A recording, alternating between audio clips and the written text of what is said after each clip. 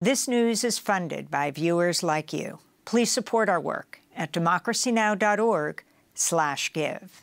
An independent United Nations panel has concluded Israel and Hamas have committed war crimes since October 7th. In a new report, the UN Commission of Inquiry outlined a number of war crimes committed by Israel, including using starvation as a method of warfare and intentionally directing attacks against civilians. Part of the report details how Israel has also committed crimes against humanity for its, quote, widespread or systematic attack directed against the civilian population in Gaza. The report goes on to accuse Israel of committing numerous crimes against humanity, including, quote, extermination, murder, gender persecution, targeting Palestinian men and boys, forcible transfer, and torture, unquote. The UN Commission accused Hamas of also committing numerous war crimes, including intentionally directing attacks against civilians, as well as torture and, quote, indiscriminately firing projectiles towards populated areas in Israel, unquote. The UN accused both sides of committing sexual violence. The United Nations top human rights office also accused Israel of committing war crimes on Saturday, when Israeli forces killed at least 274 Palestinians in the Nuseirat refugee camp during an operation to free 4 Israeli hostages. This is Jeremy Lawrence, spokesperson for the Office of the United Nations High Commissioner for Human Rights. We are profoundly shocked at the impact on civilians of the Israeli forces' operation in Nuseirat at the weekend to secure the release of 4 hostages. Hundreds of Palestinians, many of them civilians, were reportedly killed and injured.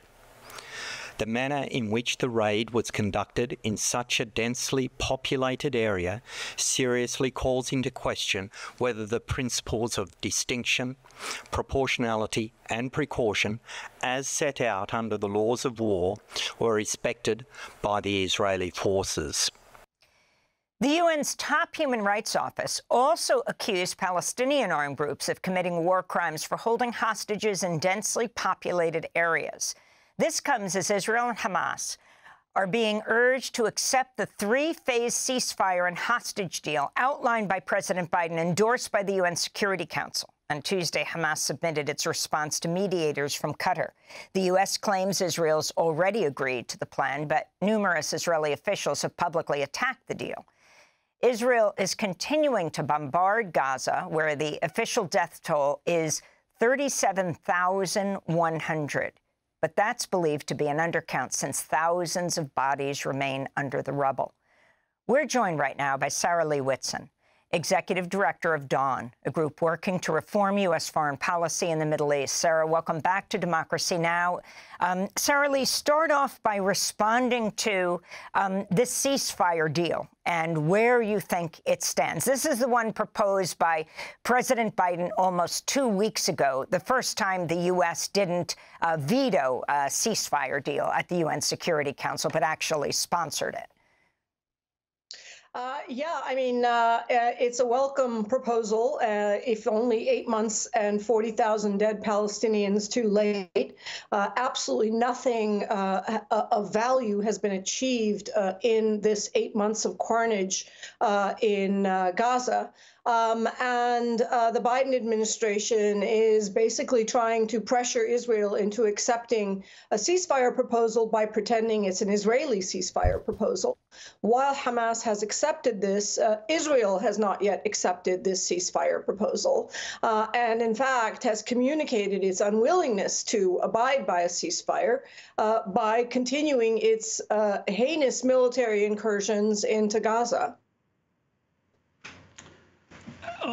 Yeah, and this specific issue of whether Israel supported it or not, we've heard Secretary of State Blinken repeatedly say that they were just waiting for Hamas to respond. What do you sense is the situation here between the U.S. government and Israel on the ceasefire? I think that the United States is trying to has been trying to push Israel to halt its operations, begged Israel for several months not to make an incursion into Rafah, all of which Israel has repeatedly ignored. I don't know whether the attack on the Nuseirat refugee camp that was part of a so-called rescue operation is something that the United States offered up its acquiescence and participation in exchange for Israel agreeing to a ceasefire. I imagine that the timing of this raid, certainly after the ceasefire proposal had been made, raises questions about that. But what we repeatedly hear from Israeli officials, not American officials purporting to speak on their behalf, is that they will not accept a ceasefire proposal until they achieve their mission of destroying all of Hamas. And in relationship to this weekend raid, your perspective on the reports that the United States provided intelligence and logistics support to the operation? Well, it has been widely reported and confirmed by a number of U.S. government sources that the United States has been involved in the planning of this raid for several months and specifically provided intelligence as well as logistical support for this operation, which of course resulted in the murder of over 270 Palestinians. Entirely predictable when you randomly drop bombs all over a refugee camp that many, many people will die. Not only is it a grotesque, indiscriminate attack on civilians, Israelis deployed perfidy to carry it out. They dressed themselves up as civilians in a broad daylight attack.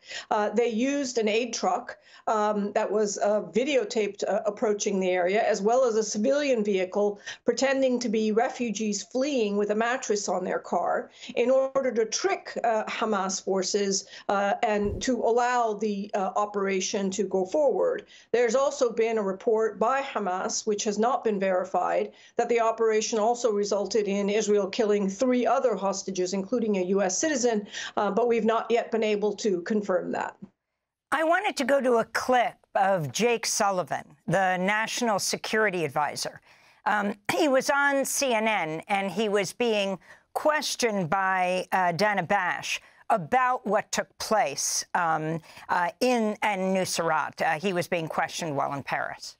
The United States has been providing support to Israel for several months in its efforts to help identify the locations of hostages in Gaza and to support efforts to try to secure their rescue or recovery. I'm not going to get into the specific operational or intelligence-related matters associated with that because we need to protect those. I can only just say that we have generally provided support to the IDF so that we can try to get all of the hostages home, including the American hostages who are still being held. So I understand that intelligence, U.S. intelligence assisted, but will you say anything about U.S. personnel, U.S. weapons?